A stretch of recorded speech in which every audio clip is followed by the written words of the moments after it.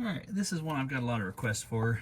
It's replacing your transmission external filter.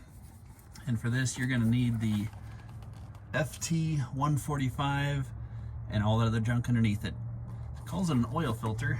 This is not an oil filter. This is your transmission little toilet paper roll filter. As far as I know, there's no up or down to this thing. Just put her in there. I want to show you how to get it off. For this, I believe that is a 22 millimeter. I just happen to be missing my 22 millimeter, so I'm going to be using a 7/8, which fits it pretty well. I like to do this with an impact driver, not an impact wrench or any kind of other wrench. I like something that taps it loose, but it's not going to break my lines. I've almost broken lines on a couple of these. They do tend to get stuck.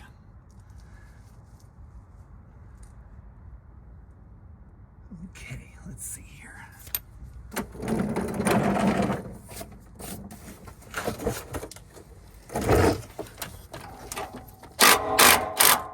Well, that one wasn't stuck too bad. Make sure you got a catch pan under this. You're usually going to get at least a little leakage. Something my doctor's been talking to me about.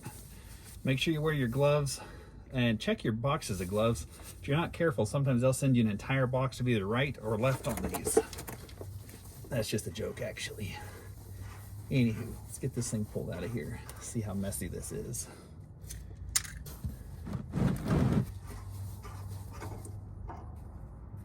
Not too bad. Okay. Nasty. All right. For this, once you get it out of here, you're gonna need to pull, I don't know if you're gonna be able to see this at all, actually. I can't see my screen from here. Pull this base off. It just pops out. Load your new Ford toilet paper roll on there. There we go. Put it back in your housing. Some people like to pre-fill these housings. I don't think it makes any difference at all whether you pre-fill it or not, but do try to get it lined up on here before you reassemble. Otherwise, you're gonna have all kinds of issues. So there it is. You can replace your O-ring or not. Since I don't have one, I'm not going to. And because of that spring in the bottom, these can be a little difficult to get started.